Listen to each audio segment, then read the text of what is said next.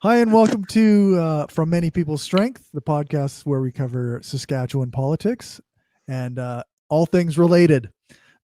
I'm Cory. And I am David. And it's going to be the first time we've had one of these where there hasn't been an election coming up. Yeah, we're We've not got preparing. we've got years till the next election in theory. Although we can always discuss the Saskatchewan perspective on the next federal election, because that's probably the next one we have to face, and that could be still years away, or it Or it could be could in a be couple next year. months. Yeah, yeah, that's right. Yeah, So got a lot of options. Not that politics stops when there isn't an election. So I no, think of we course still not. have Yeah, a fair bit to talk about. Um, I don't want to jinx ourselves by saying, now that there isn't an election, we can try and maybe keep our time slightly shorter. But I also know my tendency to talk a little too we'll much. see So how that goes. we'll see how that works out. So um, I guess the one thing that we have with regards to not having an election coming up is, we can sort of go through various different stories that are happening in the province right now, but we don't. There's no specific order. There's no priority that we can deal No, with. that's right. Yeah, we I can kind think of just probably the, pick. the the fallout from the last week's municipal elections probably is going to be the focus. But there's a couple things outside of that as well that I think we should make sure we save some time for at the end. Yep, for sure. So do we want to start with some good news? We want to start with some bad news? Let's start with the Regina municipal elections, Sure. because it sounds like as far as the council is concerned, this is a pretty progressive council. Like there's a lot Yeah. of really, I don't know, some decent, really good people that won seats on the council. So Yeah, I think so. And like you and I had talked that Sandra Masters, in a lot of ways, probably felt like she was the least progressive or the most conservative, or however you want it, most right wing of yeah, all of the sort of front runners. But I don't know. Like I want to, this is maybe one of those times where it is, keep an open mind ish, like keep an open mind, but prepare to I mean dare she's to the mayor now, right? yeah, So dare to hope, prepare to be disappointed was the motto when Obama came in. So maybe we stick to the same thing when it's someone we didn't vote for either, or at least I didn't vote for either.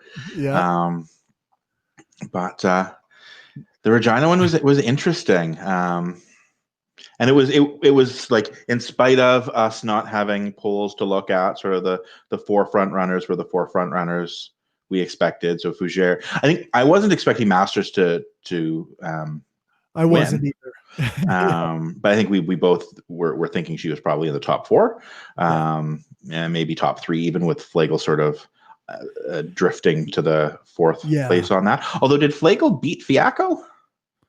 I'm asking you this without the data in front of you. That's unfair of me. yeah.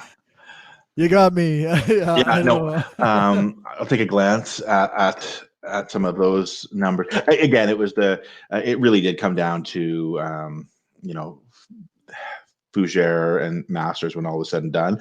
Fiacco and Flagel were third and fourth respectively. I can't remember the exact order, but they weren't really in the running. Like it wasn't. It Right, wasn't yeah. close. It was far enough away that it Yeah. So that speaks interesting. But I think you're right about the city council. I think that speaks positively. I've heard some really positive feedback about some of the winners. I know you and I wish we could have done probably more drilling down on individual people, but hearing from people through social media about their own candidates, there's certainly a feel of optimism in progressive circles. Um, we'll phrase it that way, I guess. yeah, I think that's a fair statement. Yeah. And I'm of course very, very happy about where things ended up from a school board trustees. I've talked about that was sort of one of my focuses Yeah, leading you into this mentioned election.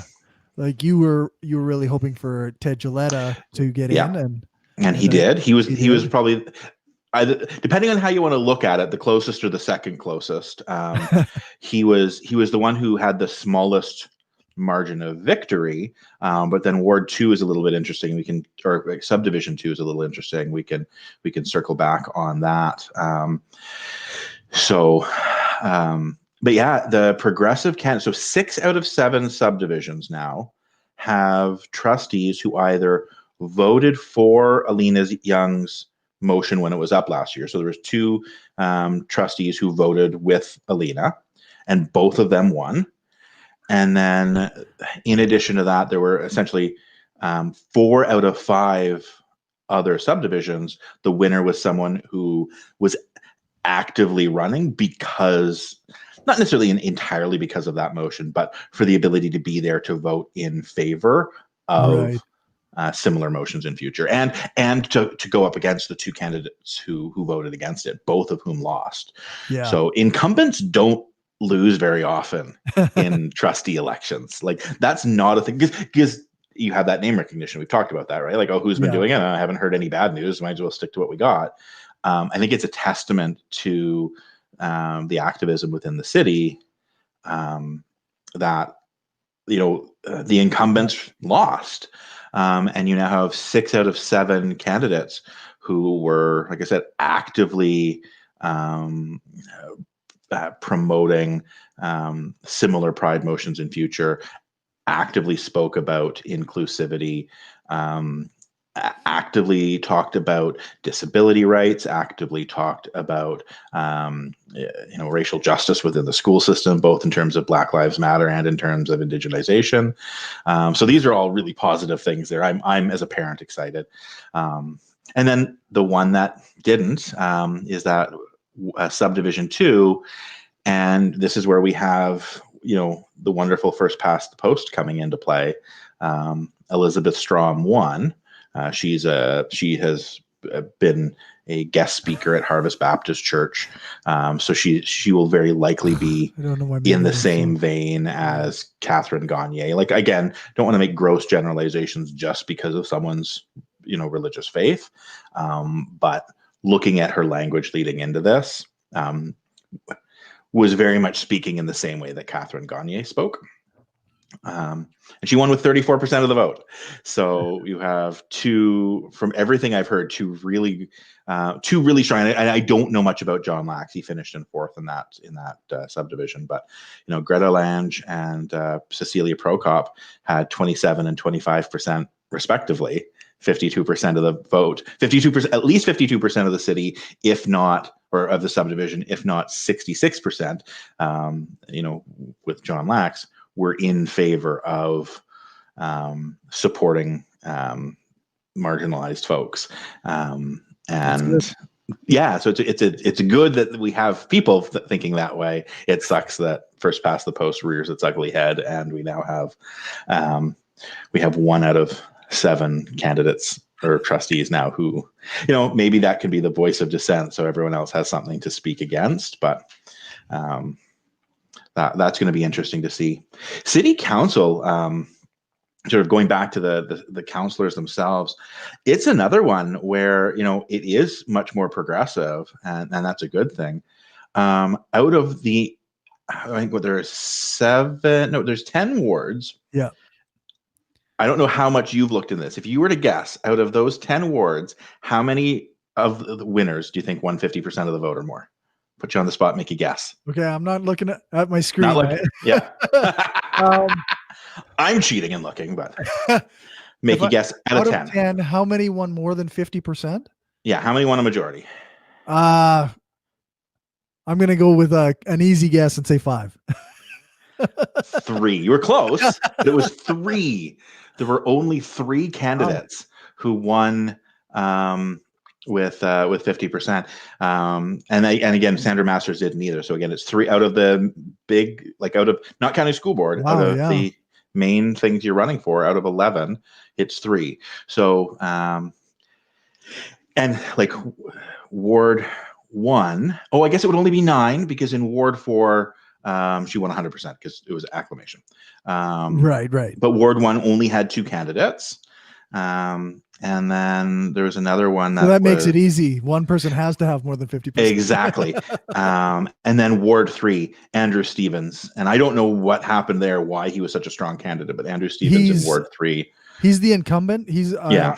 And he is a fairly progressive person as well. So he He won probably, with 72.25% of yeah, the vote there. So his ward loves him apparently. So that's he a must be doing a positive good sign. job. Must be doing something right.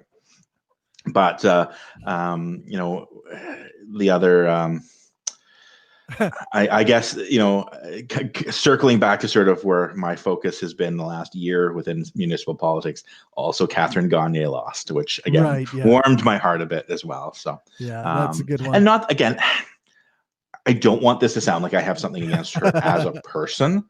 I just think it's her politics are very different from my own, and I really get a little. I get a little bit sketchy when someone who is running for government doesn't believe in government. Right. I Yeah. think that's always a recipe for It disaster. always seems like they're going to undermine the entire project, right? Yeah, so that's certainly a thing to be wary of. I think anytime you're dealing with someone in any level of government, I think it kicks in a lot more. I think at the municipal level because you can start I don't say divesting, but you can start sort of moving stuff out Right. to non-government organizations and doing things like she did within the school board and Pride and bringing in sort of those religious points of view. So Yeah. anything else about the Regina School Board before we move on? Any other thoughts that you had? Not really. No, I did notice like I say, like I noticed that Ted Gilletta got his. I read that, like you say, I think as of the city council, like 6 of the members are new members. Yeah. So that's like pretty I don't know, a pretty big change Yeah, shift in steep the, learning curve. Very yeah, steep learning curve. like you don't have those veteran city councilors to kind of, I guess, lead the way. Yeah, but that means there's 4 who aren't. So that still means you have 4 Yeah. counselors who can, you know, if I don't say if someone has questions, but like essentially, you know, if someone has questions, you Yeah. know, they can reach out to someone and say, just from a logistic standpoint, from a policy standpoint, how, you know, what do we need to do? It's not like, you know, it's not like you have with provincial and federal governments where because you have government by party, when there's a change of government, it's a change of government, and you don't like you often have a couple people that may have been in office the previous time round your government was there. Right. But like if the NDP had won this last election, I don't know. I don't think there would have been any. No, I'm that's trying to right. think. I don't think there would have been anyone in that government who had ever been in government before. Probably not, eh? Had ever been anything but opposition. Whereas city councils don't really have a government and an opposition. All 10 of them are working towards consensus and working towards, Yeah. you know, a more cooperative approach, ideally. So, yeah. Yeah. So what about Saskatoon? Saskatoon. Charlie Clark Well, is the Charlie Clark mayor. won again.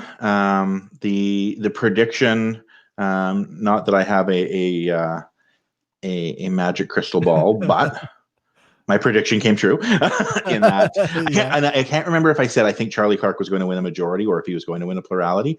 I was pretty confident he was win, but Rob Norris and Don Atchison, I think, did exactly what I thought would happen, which is they split the progressive vote.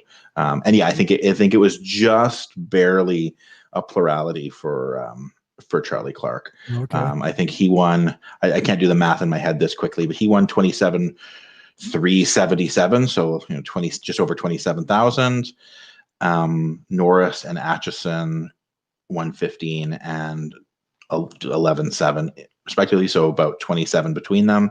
And then again, the other three candidates got about 3,000 or 4,000. So I think Charlie Clark, I'd have to look at the percentages. I don't have the percentages up in front of me, but I think it was like high 40s, mid 40%. So Oh, okay. certainly a mandate. Like he beat Rob Norris by more than double. He had more than double his next closest Okay. opponent. It Yeah. just so happened that the next two, both Atchison and Norris, were relatively close, and they came close to. I guess maybe not. He Okay. didn't have not quite double. I'm wrong on that. Not double Norris, but a good 12,000 more than him. So Significant. yeah, anyways, significant. I'll stop trying to be specific and just say significant.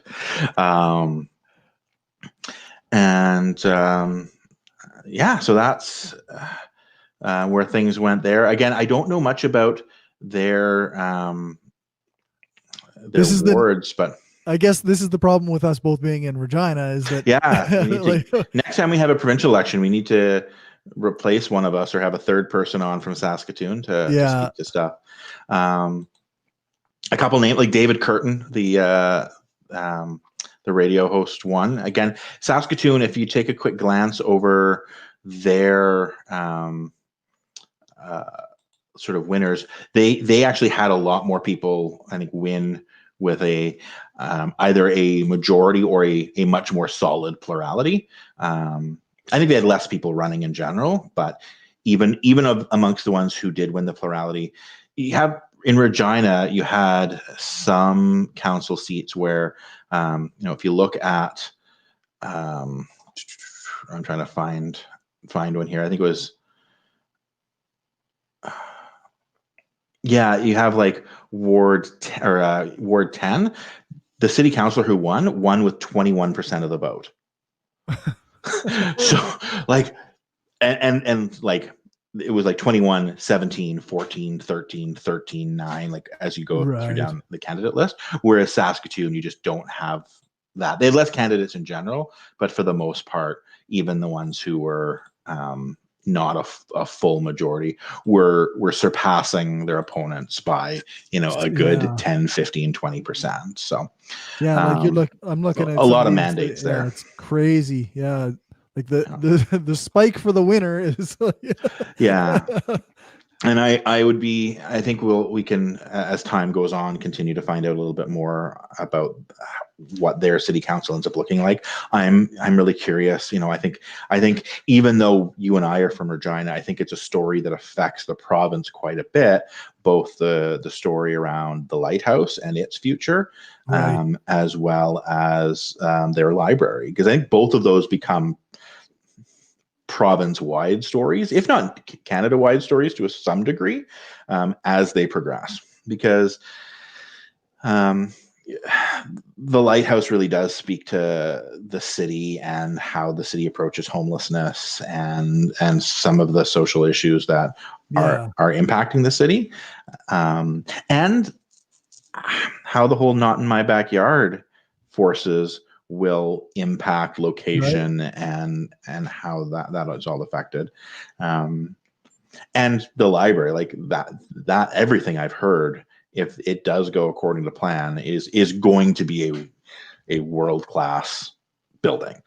So if the city council finds a way of kiboshing that in and of itself becomes a story too, For sure. because I think that goes to court if that happens. Like I'm not sure.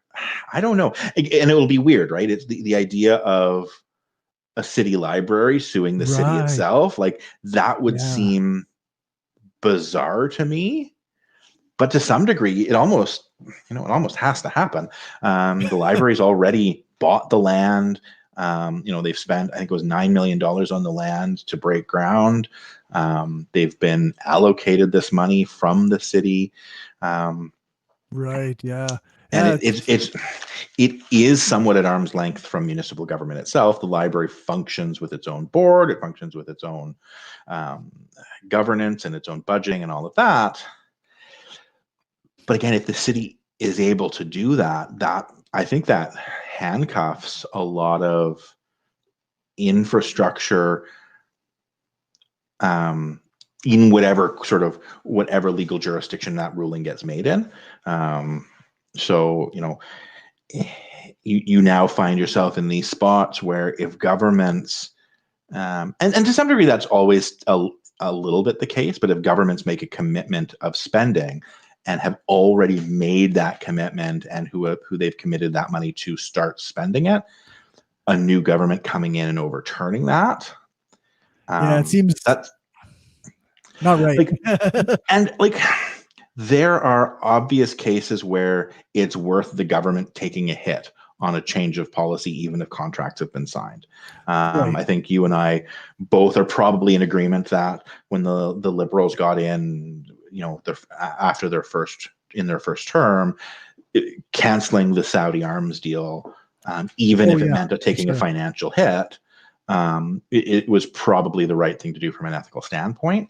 But they still would have been like, that still would have been a case where the Liberals were doing the right thing morally and taking a financial hit legally because they were violating a contract. Right. And I think you run into similar cases where if you have, and like, it's a different story when it's an ongoing thing. The federal government commits X amount of money over X number of years to a provincial government or a municipal government, and a new government gets in and they say, okay, money that's been allocated, we leave it alone, but future looking, we stop that. But this library isn't that. The library is money that's already been allocated. So I think that's a story for us to keep watching. Yeah, for sure. The other one, again, I'm coming back to schools here, and we were going to talk about this last week, and I felt bad that we didn't, is you have the one candidate for the Catholic school board in Saskatchewan making the news. For belief in conversion therapy and some other kind of problematic statements or views on like chastity and stuff like that. He talks about how he himself had same-sex attraction in the past, but conversion therapy, quote unquote, worked for him. But also just sort of the way he talked about his approach is very concerning. And I think it speaks to the larger issue of public money going to a religious organization. And I think it speaks to this trying to have it both ways. My preference, and I think you and I are in agreement on this again as well, but my preference would be to have a unified, single, secular school system. Absolutely. Yeah.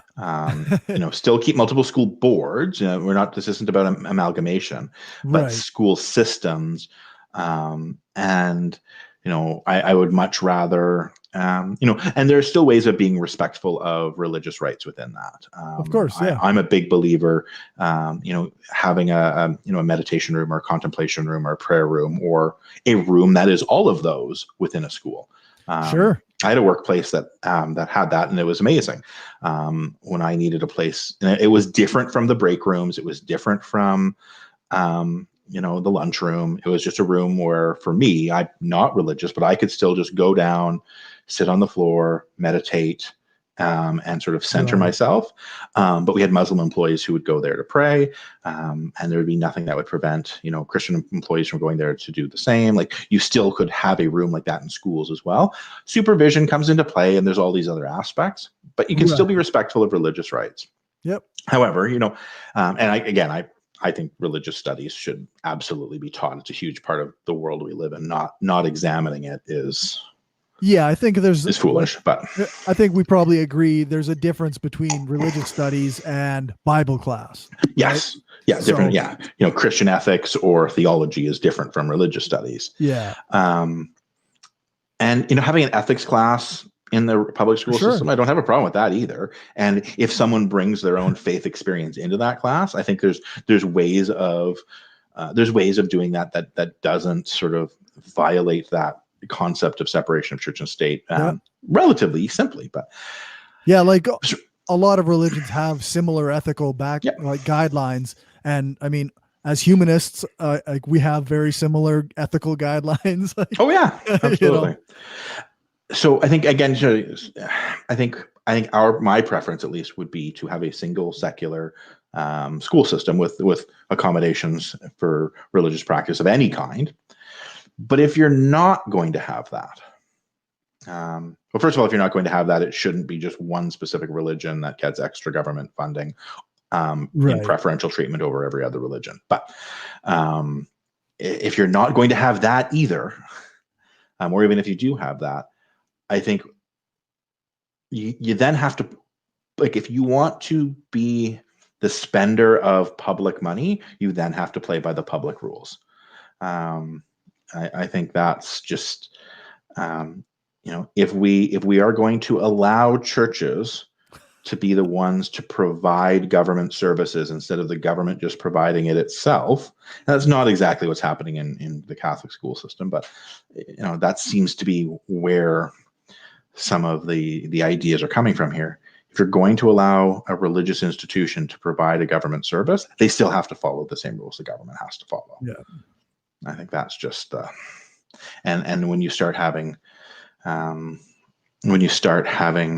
school board trustees who are actively working against that, I think for me at that point, it just feeds even more into the idea that why it's important to have that single secular system, because if they don't want to be a public school system, if they don't want to follow the same rules that a public school system follows, then they shouldn't be. So yeah, I think we're in total agreement. yeah. No huge surprises there. It was disappointing. The just bringing back up here, the candidate who came in 8th place, Blake Sittler. Okay. I'd heard, unfortunately, I heard them after our last podcast, so I couldn't talk about it last week. But I heard really positive things about him. In that, he was one of the few people running for the trustees who did take a positive approach to us LGBTQ plus issues. So it's disappointing that he's the first runner up, essentially. He's just the top 7 that make it. So yeah. I mean, that's too bad. Yeah. So just wanted to. Yeah, I don't know if I have that much more commentary on that piece of it. I guess it's a thing for anyone who's listening to us to be aware of, that you have this person on your if you are sending your children to Catholic school. This is a person that has a say in what's going on there, and they have these views. So I guess. Yeah. So anything else you want to talk about from the municipal elections? I don't think so. I think I'm pretty much good. I guess my ward elected the incumbent, John Findlura, I think. Yeah. And I still don't know much about the guy. It's tough. It is so difficult to learn about city councilors in a city the size of Regina and Saskatoon. Right. I don't know if it just happens to fall. Maybe I'm making excuses as well. I don't know, but it seems to fall into that size where I talk to people who live in Toronto, Vancouver, Montreal, and politically active people in those cities know about their councillors. Right. Like, they are big enough names that there is significant media about them. Right. Like, yes, we all knew about Rob Ford and Doug Ford even before Rob was mayor and before Doug was premier, right? Like, we knew those names even when they were just city councilors of Toronto, and we knew those living in Saskatchewan. Right. Yeah. Now, personality probably feeds into that to some degree as well. Yeah. But again, I talk again, those sort of the big 3, your Toronto, your Montreal, your Vancouver, you're gonna know about your city councilors. And then you go into like Capel, Hanley. I'm just trying to think of small towns. Right. You're Yeah. going to know who your mayor is, right? I Because you've drove. probably gone for coffee with them. Yeah.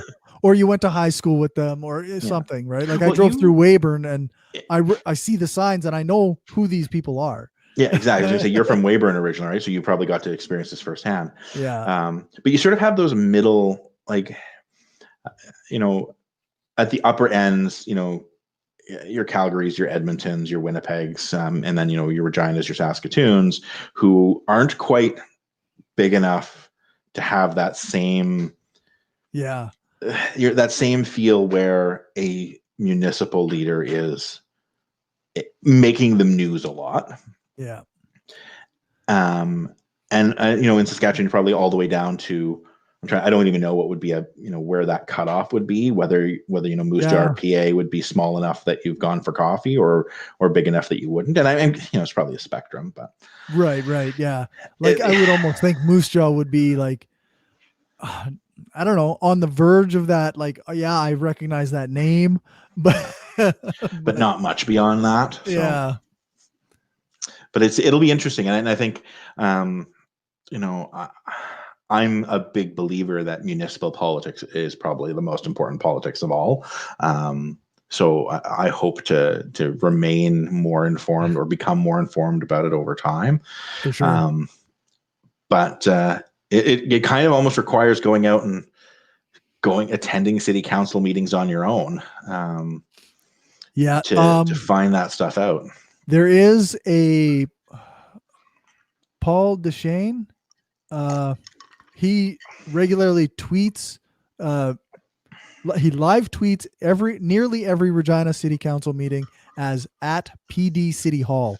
So that is on Twitter. So that is somebody we can pay attention to. Yeah, no, that sounds. I'm not much of a Twitter person, but I'll maybe let you take over the Twitter watching. Yeah. If he comes out with like a TikTok, I'll follow him on TikTok. There you go. He might have a TikTok, and he's also got a show on it's the Queen City Improvement Bureau on 91.3 FM, our local community radio station. So nice. Well, it's good. It's good to know. Yeah, and again, I think it becomes important for us to watch, over the next 4 years how this goes. And I think when progressive candidates get in at any level, the bad news stories often really get a lot of attention. Yes. Yeah, it's hard to see, to hear about all the minor improvements that somebody might be doing. So that maybe where it becomes important to, and I think literally at any level of government, I think on the left we have that almost negative confirmation bias where when it's someone on our own side, we count the misses a lot more than we count the hits. Yeah. Whether it's Kamala Harris or whether it's Ted Gilletta. Like I think when people at any level of government who are progressive make mistakes, we tend to jump. I think part of it because there isn't one sort of progressive. That's ideal, true, right?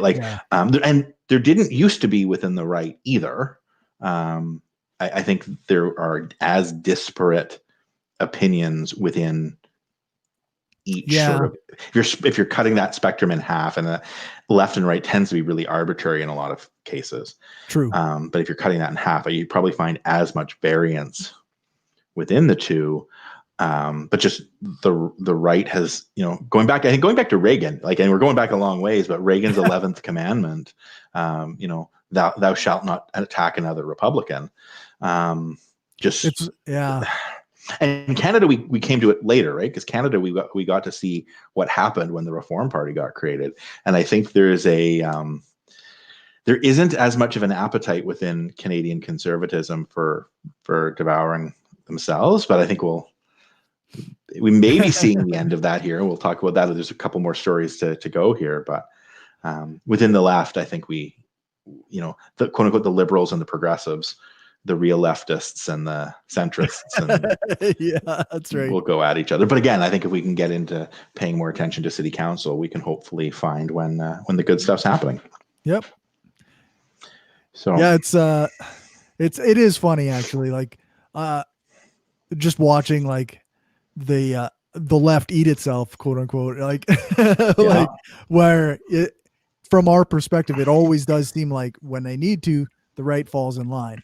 yeah. And yeah, I mean, we don't have wedge issues per se in Canada like the way they have in the States. So, uh, although I guess some of that culture has come up from there. Seeped in, yeah. And like we say that, but I don't know if that's necessarily Yeah, true. no, you might be right there.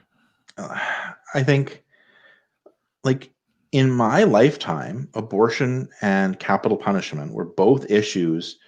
Now I'm old, but they're both issues that were votes of conscience Yeah, at the federal level. Like, so that was, mid 80s. I don't know when they happened, but like abortion was still a hotly divisive and divided issue even till the 80s. And I think in the 30 some odd years since then, the sort of forced birth activists are still around. yeah, that's true. It's not like they've gone anywhere. It's just, I think it has left the political mainstream differently than it did in the US. But Yeah, marriage equality, we seem to we kind of act or feel like it's this well established thing. How could we ever but it go really isn't back to that it? long But it ago. isn't. Yeah, Like marriage equality is barely older than my children. right. Um, and I think just because of how like Canada is a little bit more progressive than the US in general, but we've, I think, I don't know, done a better job of staying progressive once we get progressive on an issue. I don't know if we have and again, I could be, someone could be listening to this and shouting at their computer saying, "You idiot, what are you talking about?" Here's these 5 times it's happened. But sort of thinking on a lot of these major issues, like I would say within a year or two of marriage equality being the law of the land, it stopped being a thing we debated. Right. Like, it was a thing that sort of, there are some people who are still angry about it. But it wasn't up for actual like change of policy or anything. Yeah. And like when it comes to abortion rights, what's happening with abortion rights in Canada isn't a politician coming out and saying, we should criminalize abortion, and here's where it's a slow erosion. Right. I think Prince Edward Island, there isn't a single place on the island where you can get an abortion. Yeah. You have a number of provincial health authorities. When a provincial government becomes conservative, especially when there's a conservative in power at the federal level, where they just sort of slowly chip away at it, add little tiny bits of bureaucracy here and there, and it's the death by 1,000 paper cuts is the goal. Yeah. But it's not a publicly, like, it's not a wedge issue like you were talking about. Right. Even in Saskatchewan, like Saskatchewan is one of the 2 most conservative provinces in the country at this point. Yep. And like, I've never heard a Sask Party cabinet minister, a backbencher, yes, but a Sask Party cabinet minister talk about rolling back abortion rights. Yeah. I don't know. It just doesn't seem to be like a thing that gets people incensed the same way. No, and I don't know if that's it's almost on the other side, right? It's where it becomes a wedge issue is when the left will say you have to be careful about the right. If you let them in power for too long, they will start taking these rights away, and somewhat rightfully so, again, because of those right. Yeah. bureaucratic methods of doing it.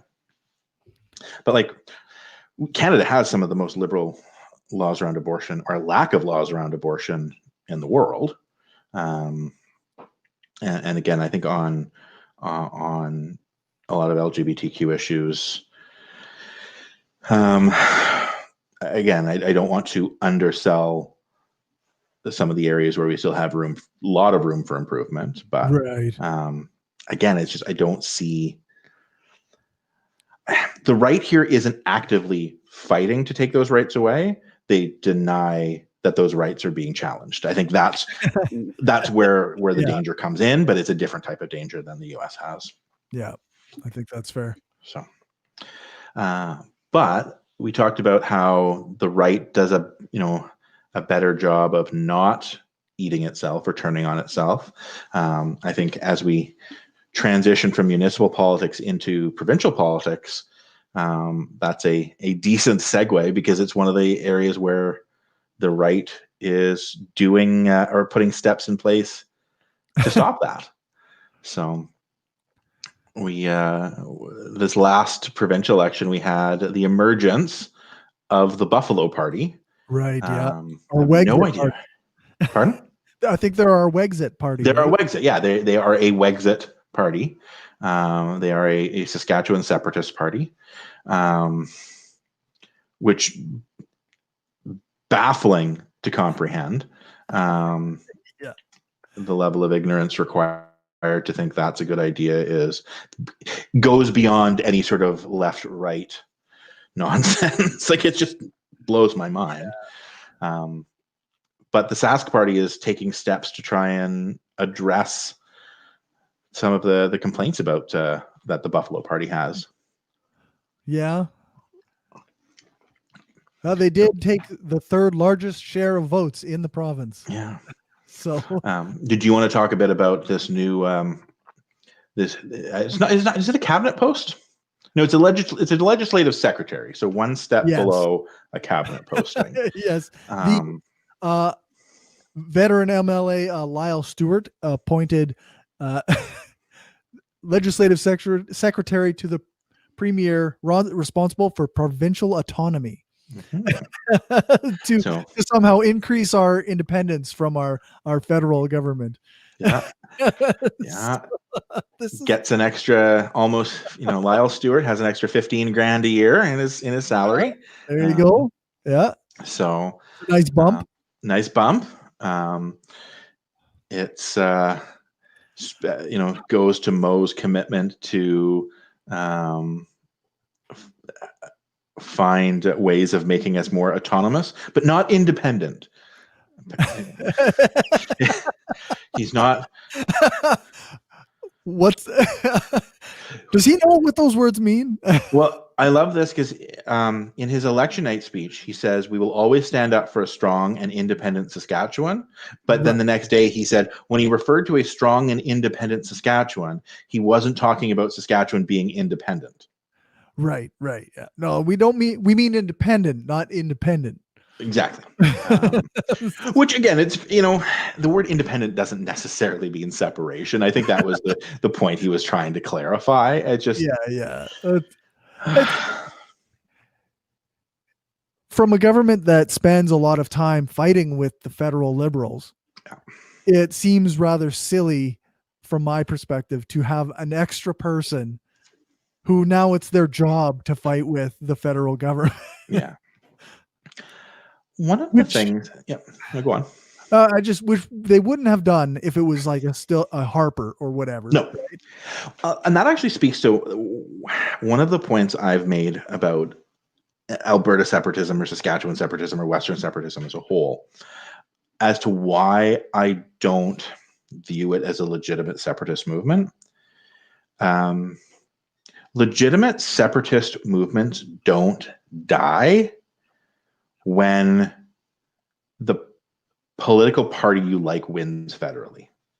Right. And so what I mean by that, right, is the Quebec separatist movement would not have gone away. It has faded over time, but it's been a gradual, and it's still there. It's not like it disappeared, but it arose,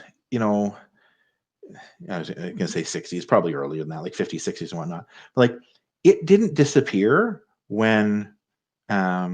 liberals got in federally or conservatives got in federally. I don't think it would have disappeared had the NDP got in federally. No, that's right. Your Scottish independence movement doesn't Right. disappear, depending on if Labor or the Conservatives are ruling in Great Britain. The Catalan separatist movement in Spain, again, same thing. It doesn't matter which parties are forming the Spanish government. The Catalan movement is still going Yeah, to exist. that's right.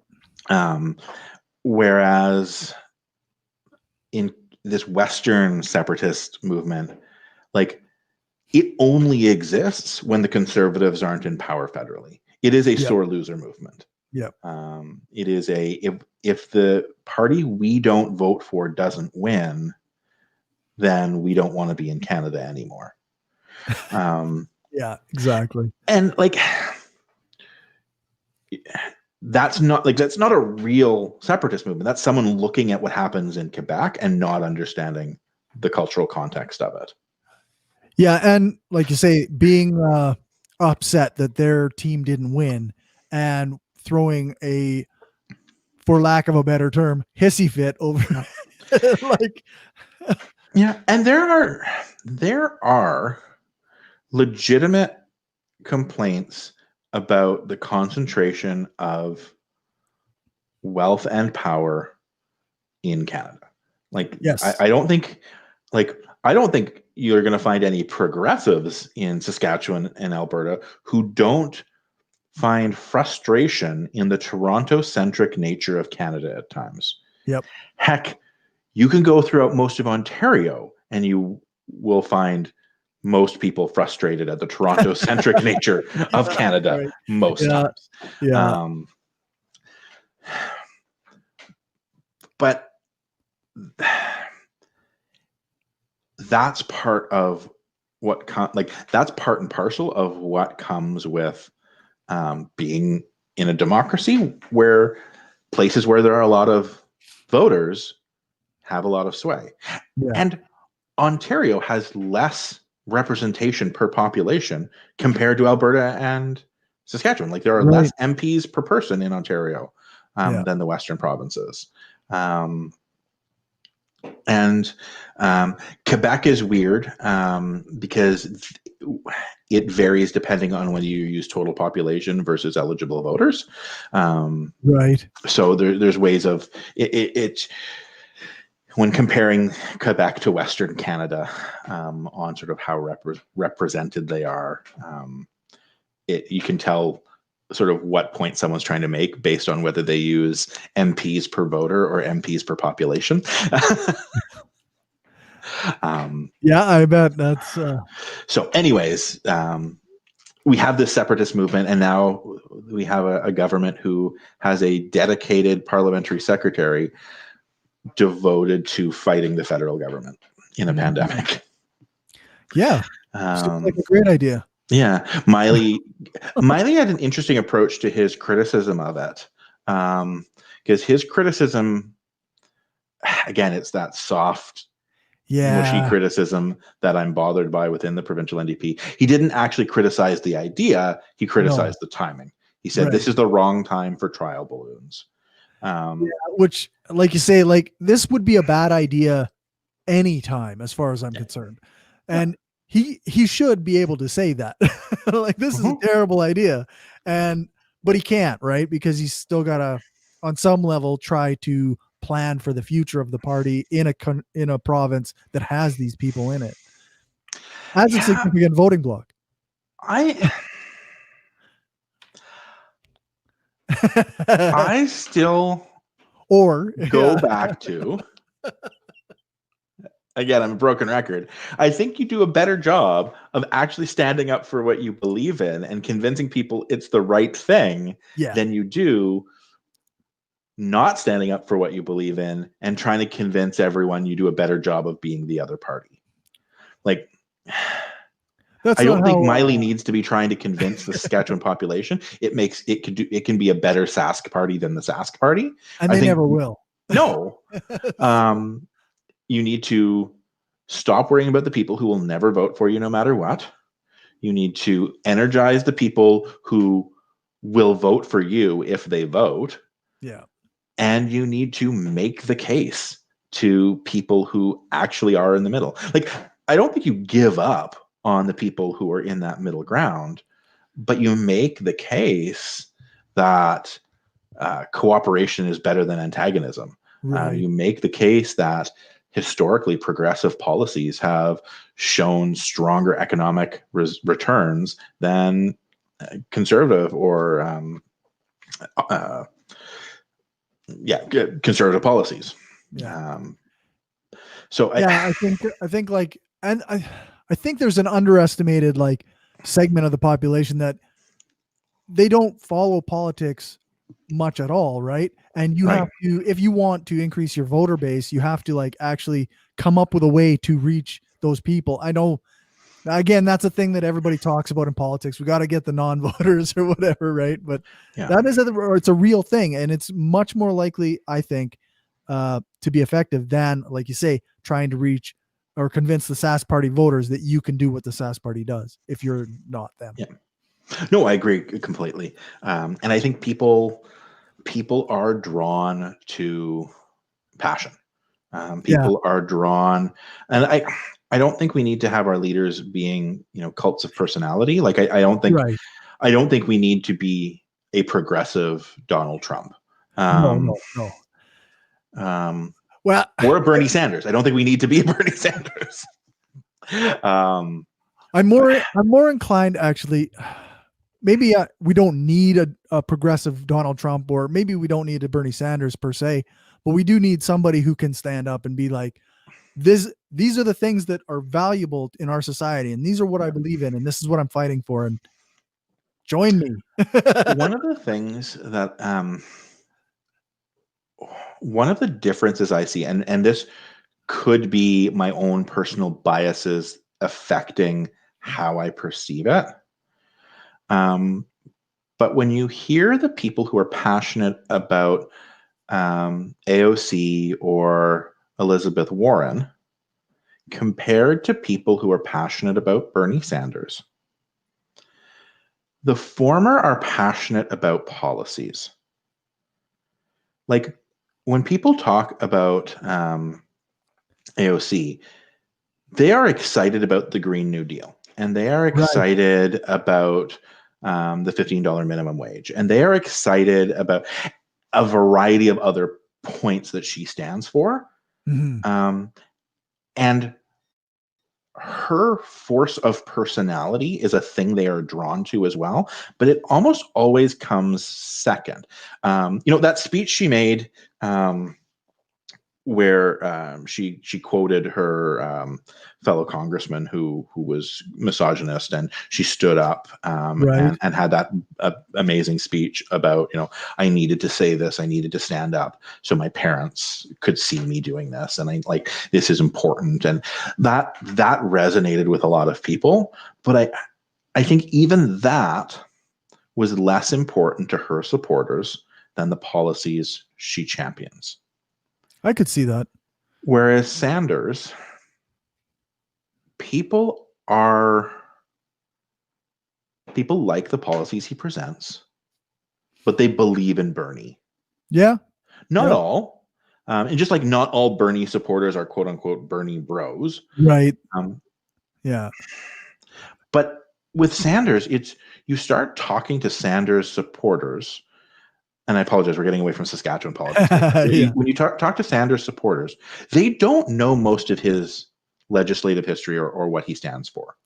They know his rhetoric, but when you mention that his positions on immigration are, For for Bernie, most right? of his career, are well to the right of not just the Democratic Party, but the Republican Party. Like Sanders' positions for the 90s and the first decade of this century were Donald Trump.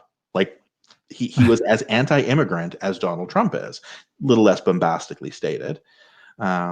and there's a variety of other policies he has that most people we would think of as progressive would look at and go, well, that's the right wing of the Democratic Party, not the left. Right. Yeah. But he has this force of personality where he talks about the 1% and he talks about who the enemies are and who the good guys are. That's the populism, right? Like it's the populism, right? It's the yeah. cult of personality. It's the populism. It's the demagoguery. And I think you can still have the excitement that is generated by an AOC without devolving into that. I hope. Maybe this is wishful thinking again. Yeah, but there's that. Yeah, I've just been. I have given it like a bit of thought about the populist idea, right? Like, yeah. And left populism. I think there's always going to be a danger that it devolves into a cult of personality. Yeah. But I don't know. I'm not sure what to say. I think you need to find that middle ground, though, between people not being excited at all and people being excited about an individual. For sure. I think you need to find those ways of getting people excited about ideas.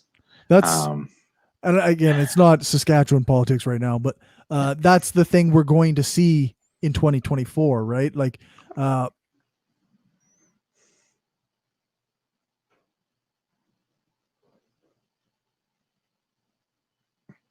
is there going to be a progressive that continues despite the fact that Bernie is absolutely not going to be running again?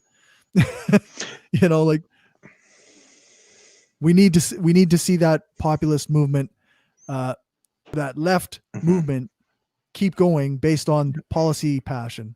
Yeah, I'm super curious as to what happens there. And again, circling back to Saskatchewan, like I hoped Miley was going to be that when he became leader. And this isn't anything we haven't talked about. Miley talked like he was going to be that when he was running for leader. I really need to hear and see some NDP folk being that. I need to hear them come out and stop hiding from their own policies. Be passionate about them. Be bold. And say things like, you know what? The federal government isn't always going to come up with policies that are specifically good for Saskatchewan because they have 9 other provinces that they are working with. Yeah. And we are 1/10 of the provinces and 1/30 of the population. Yeah. But so we are going to be someone who partners. Sorry, go on. So we do need to hold them to account on some level. Yeah. But be a partner. Yeah. And I think, like, again, I'm showing my age. Romano and Chrétien were not perfect. And we've talked about how austerity, and both of them had that left-wing austerity mindset, how dangerous that can be. But like the Romano-Chrétien relationship was one where you legitimately saw Saskatchewan needs being acknowledged on a federal level. Right. And like you like it was under that it was under that NDP government, and it was, I think, the tail end of the Conservatives that before that where some of this did happen. So we'll give credit where credit is due. As awful as the Devine government was, the Devine government was good at working with the Mulroney government, and then we had Romano and Chrétien come in at similar times, so that there was sort of went from a decent relationship to a decent relationship. Right. You had the Farm Credit Corporation headquarters be relocated from Ottawa to Regina. You had, I believe it was Canada Life got relocated here around the same time. There were a couple major Canadian headquarters that started coming to Regina. And again, that's not all government driven. Right. But you have this idea that even when you're not on the same page as the federal government, you can still partner with them and you can still work with them. For sure. Yeah.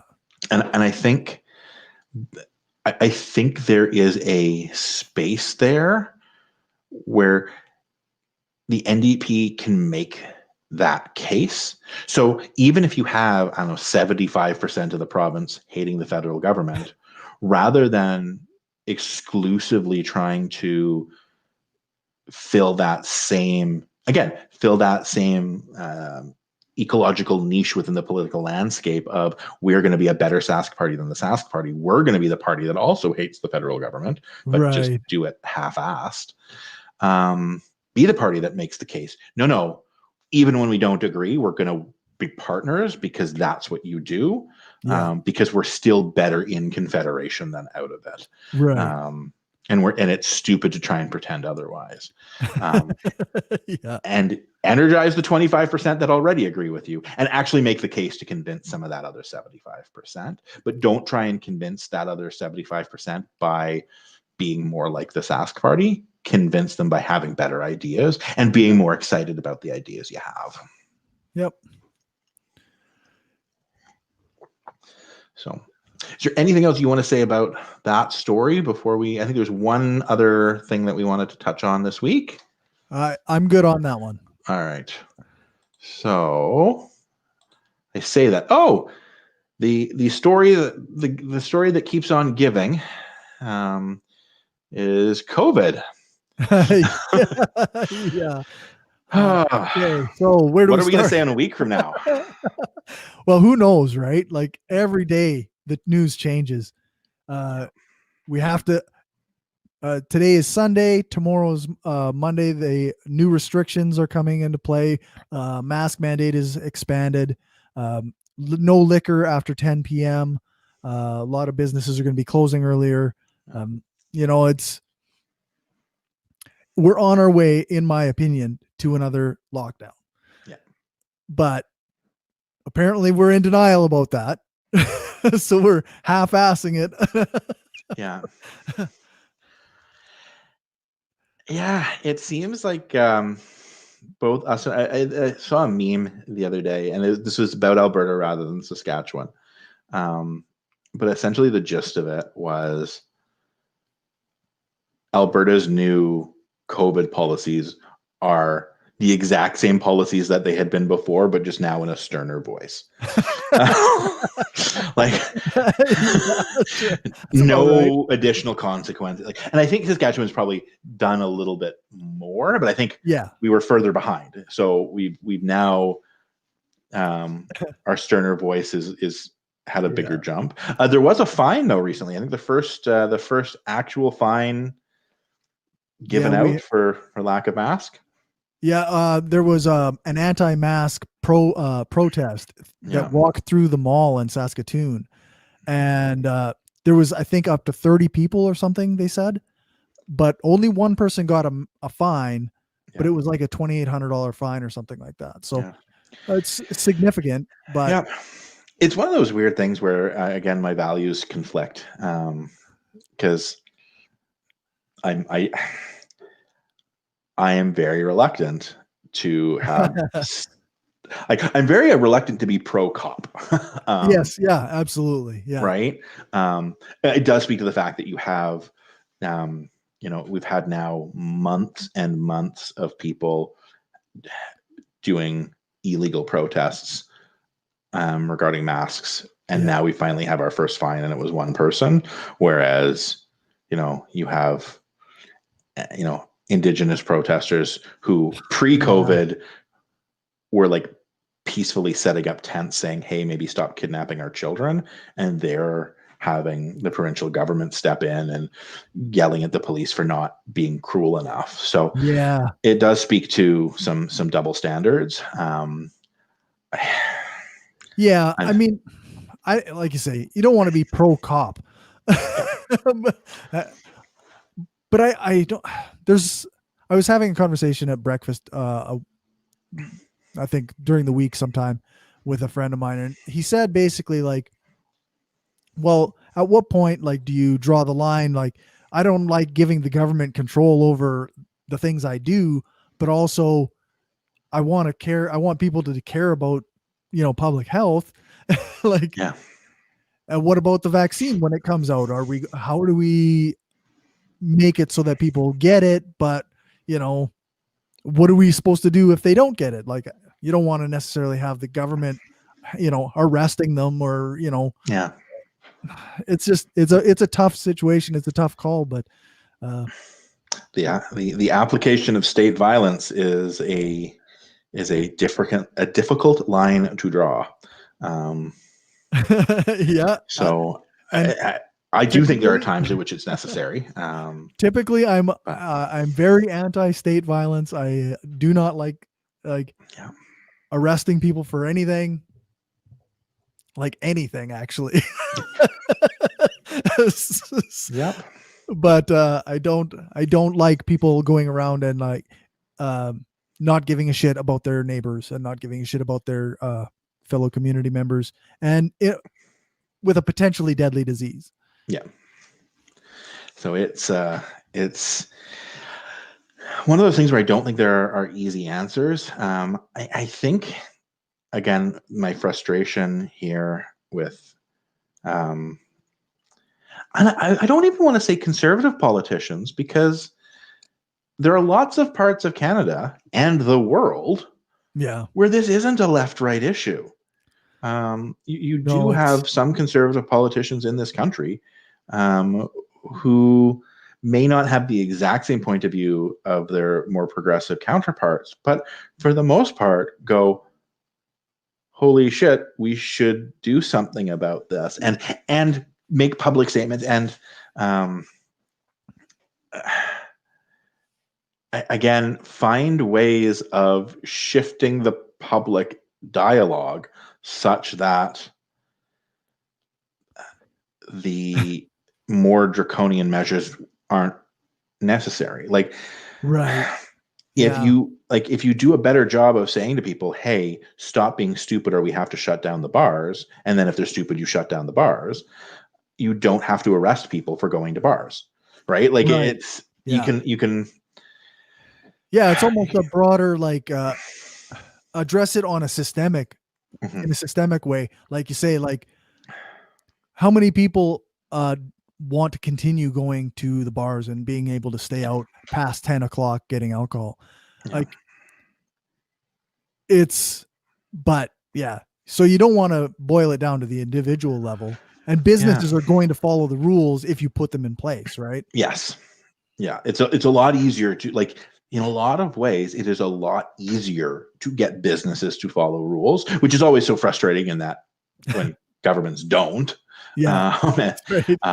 because like, they're existent, they only exist with the acknowledgement of the state for the most part. Like, Yeah. um, Yeah. multinational corporations are different, and you can get into some pretty high level macro and high level microeconomic issues. But Yeah. like, you exist as a human being, whether the government says you exist or not. Exactly. Um, a company doesn't. Like, if a government doesn't acknowledge it and doesn't enforce contract on its behalf, Yeah.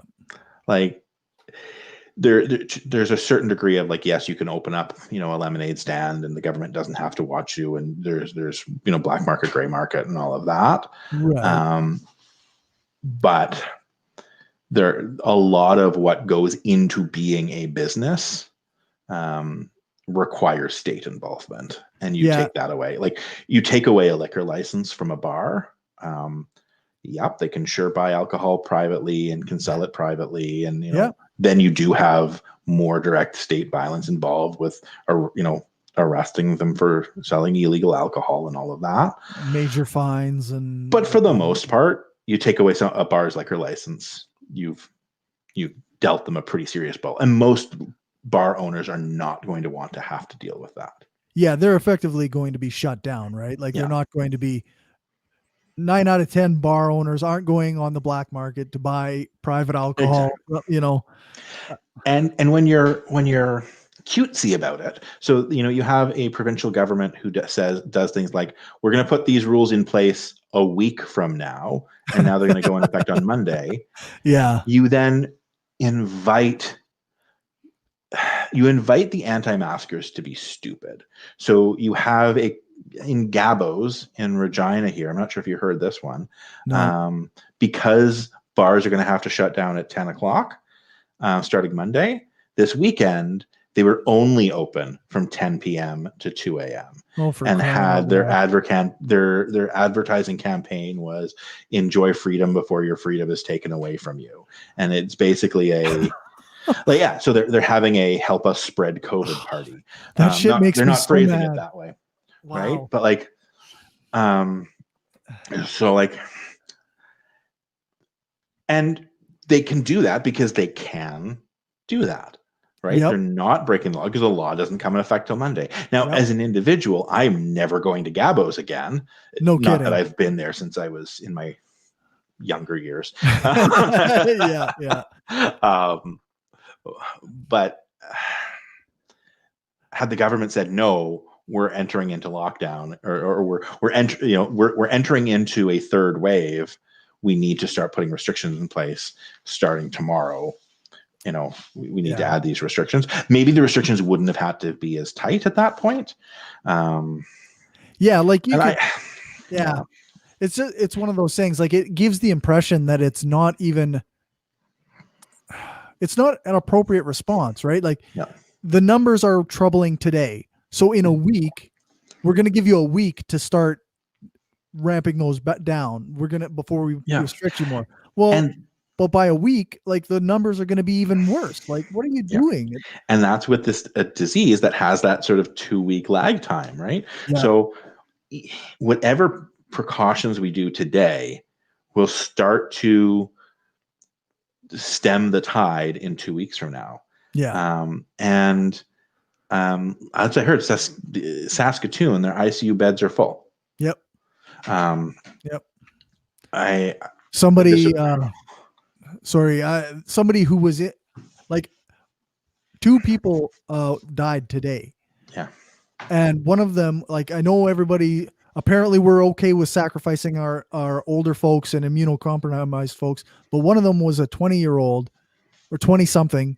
And at least according to the articles that I read, I didn't see anything mentioned about immune system issues or like underlying health issues. Maybe I didn't see it, but like, so this is a potentially deadly disease for anybody, even if you don't give a shit about, older folks or people with who already have health issues. And well, and I do. So yeah, and I do too. And it uses up the beds. It uses up the space. Yeah. And like, so let's say, let's say you do only care about old people, and let's say you believe in your heart of hearts, COVID itself only impacts the elderly, which is false. Right. But even let's say we're going to live in that fictional world. It's not like if something else happens because it's not COVID, all of a sudden those beds become available. Right. Yeah, they're not saving half the beds for a car accidents and whatnot. Exactly. Right? There's a physician out of Edmonton, Darren Markland. He is an ICU physician in Edmonton, and he tweeted out, imagine you have one ICU bed left. So there's one bed available. 3 patients need it. A woman with 2 children is bleeding to death from complications of childbirth. A young man has crashed and his car has crushed his chest. And an ICU nurse can no longer breathe on her own because of COVID. Who do you choose to give that bed to? Yeah. And like, there are triage rules. Right. And we've already been debating those for 9 months now as well, about some of the ethics and morality that goes into our triage procedures. And that's a debate that's happened for hundreds of years. I remember when I was working as a lifeguard, being taught triage, and there were issues around that. But again, like, I cannot imagine being the person to make that choice. No. And I kind of think, like, I'm I've got too much polite Canadian in me to do this, but I kind of want to, like, you see someone walking around without a mask. You kind of want to say, okay, who would you choose? Right. Like, Yeah. all right, you're making this choice to not wear the mask. You're making this choice to not socially distance. And if you have a health condition that prevents you from wearing a mask, which is questionable, but if that is the case, you're making the choice to not avail yourself of other measurements in place to help mitigate that, like curbside pickup and other varieties of things. Yeah. Who would you choose? Which of these three people would you choose to live? Because we're reaching that point, and even in cities where we're not at that point yet, that's where we will get to. Yeah. We will get to a point where if you get in a car crash, there won't be a bed for you to be in.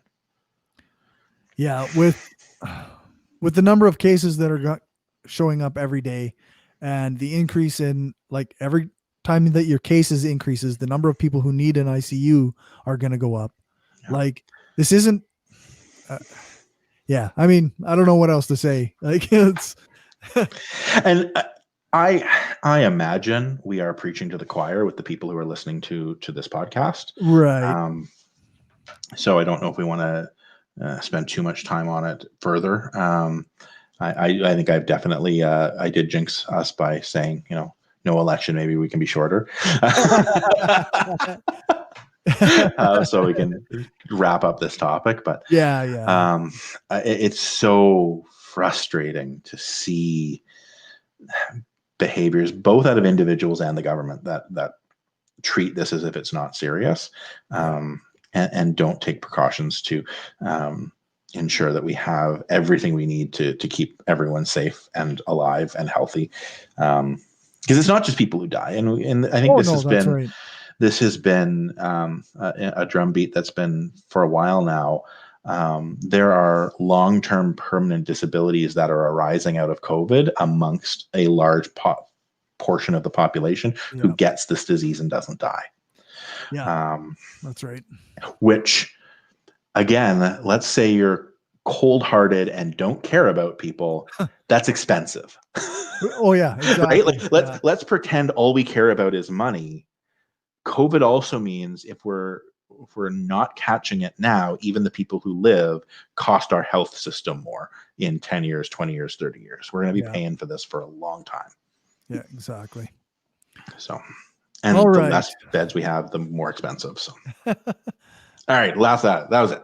All right, that's it. So if you want to follow us on, you can subscribe on anchor.fm/FromManyPeoples. You can follow us on Twitter at SKPoliticsPod. You can follow us on Facebook at facebook.com/FromManyPeoplesStrengthPod, or send us an email. Nobody has yet, but you can. Well, especially now that especially now that the elections have all passed, we're wide open for talking about any political issue within this the province that people want us to examine a little deeper and talk about a little further. So if there are political issues that are nagging at the back of your brain that you want us to go into, I'd even say if there are issues that are of a national or international scope that you'd like us to look at the Saskatchewan perspective on, because obviously that's what COVID is as well, right? So we're certainly happy to do that as well, but we'd rather talk about what you want to listen to. Yeah, exactly. So that's FromManyPeoples@gmail.com. And just before we go, there's a picture going around of a Scott Moe little doll, and it says the Scott Moe in action figure. So I'll try and find the picture so I can put it in the show notes. Perfect. I laughed. I like it. So we'll put it up on our Facebook page for people to laugh at. Awesome. Well, thank you again, Cory, for being the master of ceremonies for all of this and putting all the hard work into making the technology happen and all of those social media platforms happen. And hope you have a wonderful week and look forward to going over more Saskatchewan politics next Sunday. You bet. Take care. Take care.